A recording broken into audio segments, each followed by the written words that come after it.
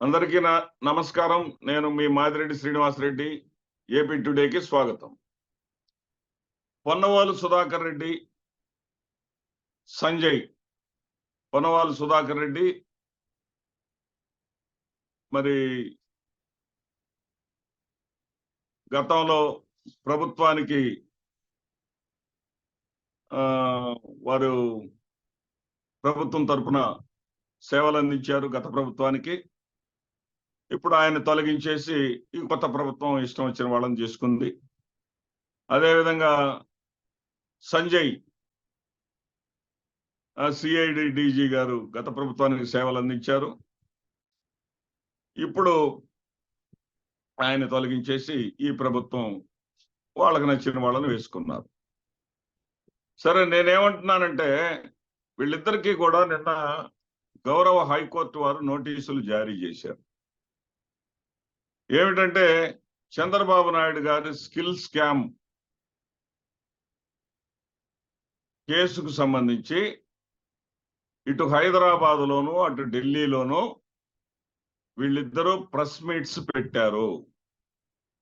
ఇది తప్పు అని వాళ్ళకి నోటీసులు అందించారు. వాళ్ళు నోటీసులను స్వీకరించారు. గౌరవ హైకోర్టు వారు నోటీసులు అందించటము కరెక్టే. మరి వాళ్ళు ఆ నోటీసులు స్వీకరించాలి, వాటికి సమాధానం చెప్పుకోవాల్సిన అవసరం కూడా ఉంది. దాన్ని కూడా ఎవరు కాదనలేము, వాళ్ళు చెప్పుకోవాలి. అందుట్లో ఎలాంటి సందేహం లేదు.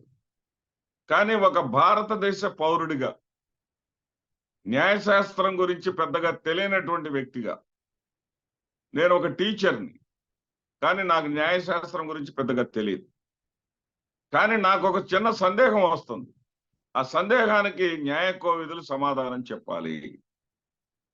ఏమిటంటే సాక్షాత్తు సుప్రీంకోర్టు ప్రధాన న్యాయమూర్తి మీదే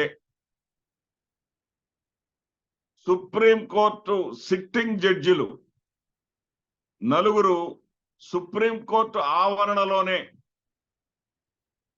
ప్రెస్ మీట్ పెట్టి ఆ సుప్రీంకోర్టు సిట్టింగ్ జడ్జి మీద, సిట్టింగ్ ప్రధాన న్యాయమూర్తి మీద ఆరోపణలు చేశారు.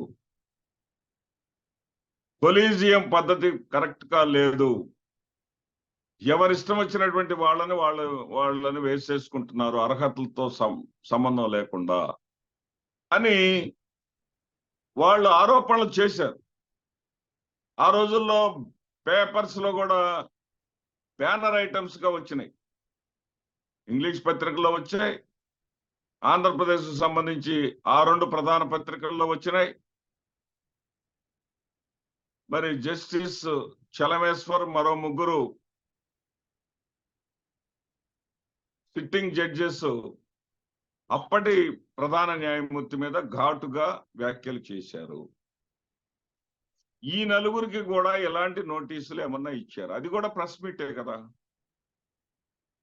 అది కూడా ప్రెస్ మీటే కదా. ఆ ప్రెస్ మీట్ పెట్టకూడదు అని చెప్పేసి వాళ్ళకి ఏమన్నా నోటీసులు జారీ చేసి ఉన్నారా? నాకు నాలెడ్జ్ లేదు. జారీ చేసి ఉంటే ఈ ప్రశ్న అడిగినందుకు నన్ను క్షమించండి. నిజంగా జారీ చేసి ఉన్నారా?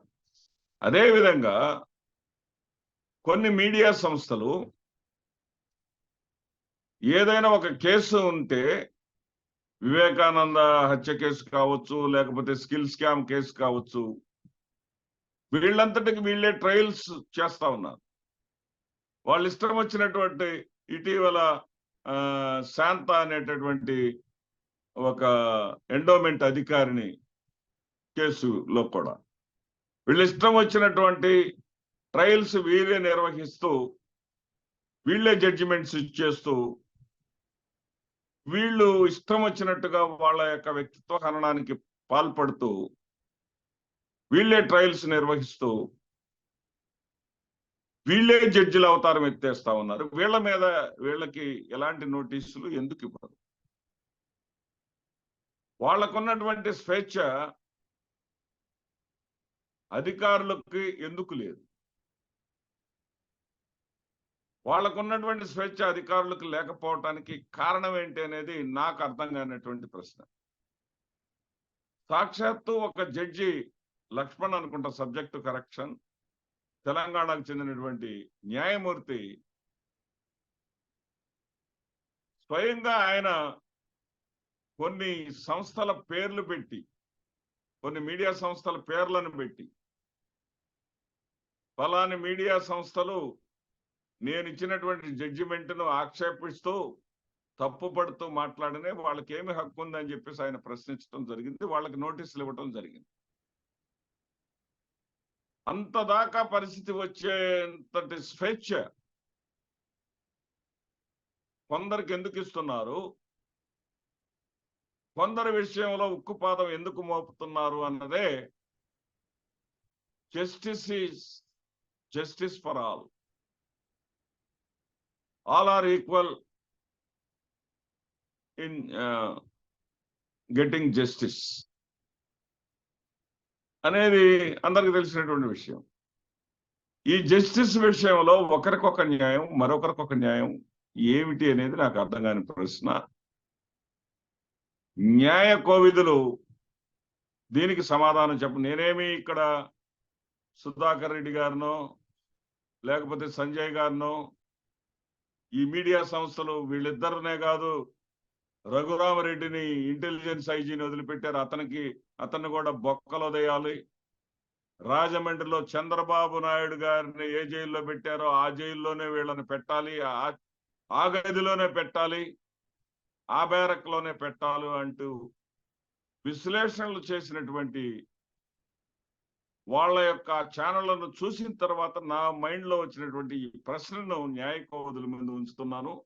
నాకు సమాధానం చెప్పగలిగితే సంతోషం. నమస్తే.